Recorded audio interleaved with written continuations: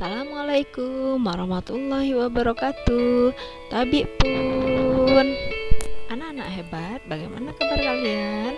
Tetap semangat ya. Perjumpaan kita kali ini, Ibu akan memberikan materi tentang cerita pendek. Cerita pendek tentu saja kalian tidak asing lagi anak-anak. Kalian pasti sering membaca cerita pendek. Nah, sekarang kita akan mempelajari unsur-unsur pembangun karya sastra dari cerita pendek.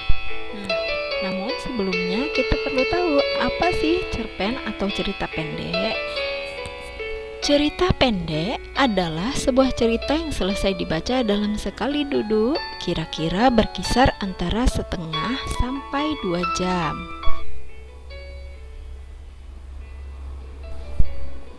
Pembedaan cerpen berdasarkan tema dan isinya, cerpen dibagi menjadi 3. Yang pertama, cerpen anak. Cerpen anak merupakan cerita pendek yang dibuat untuk menjadi bacaan anak, terutama anak-anak usia sekolah dasar. Cerpen anak muncul pada majalah dan tabloid anak, misalnya Bobo dan Fantasi. Yang kedua, cerpen remaja. Cerpen remaja ditulis pengarang untuk dibaca oleh para remaja. Cerpen remaja lebih panjang dibanding cerpen anak. Kalimat dalam cerpen remaja lebih panjang daripada bahasa dalam cerpen anak.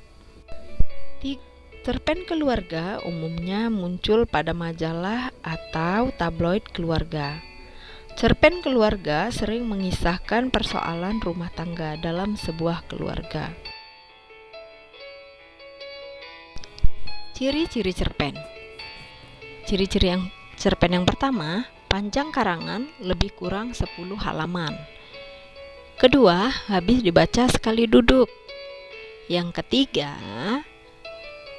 hanya ada satu peristiwa yang menguasai jalan cerita. 4. Konflik tidak menimbulkan perubahan nasib pada tokohnya.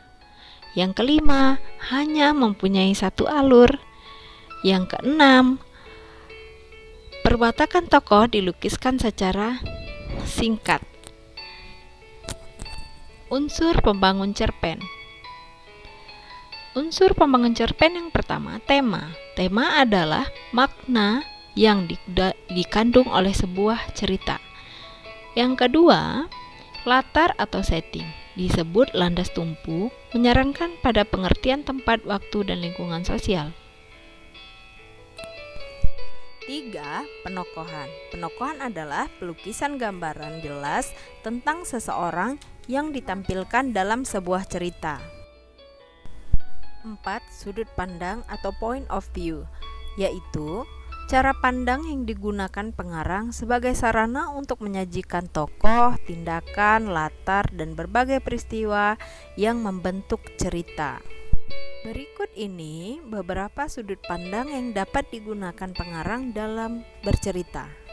Yang pertama, sudut pandang orang pertama sebagai pelaku utama. Kedua, sudut pandang orang pertama sebagai pelaku sampingan. Dalam sudut pandang ini, pengarang bercerita, tetapi posisinya dalam cerita bukanlah sebagai tokoh utama. 2. Sudut pandang orang pertama sebagai pelaku sampingan.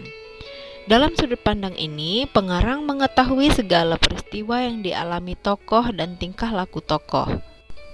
3. Sudut pandang serba tahu.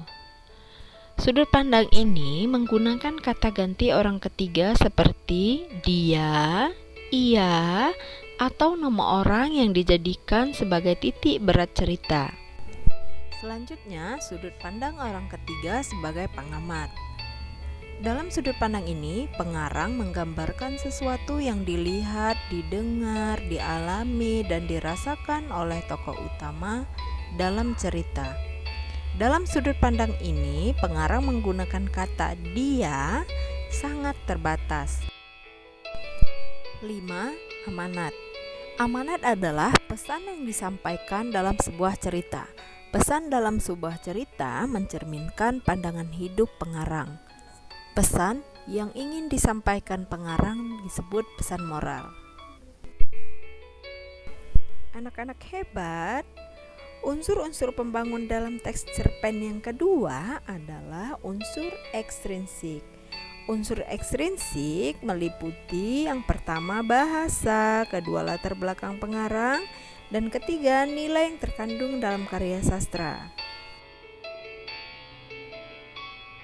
Anak-anak hebat, setelah kita mempelajari unsur-unsur pembentuk teks cerpen,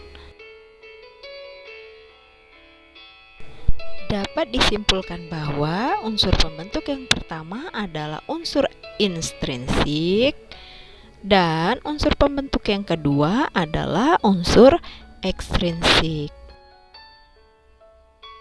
Nah, anak-anak hebat, Ibu rasa cukup sekian pertemuan kita hari ini.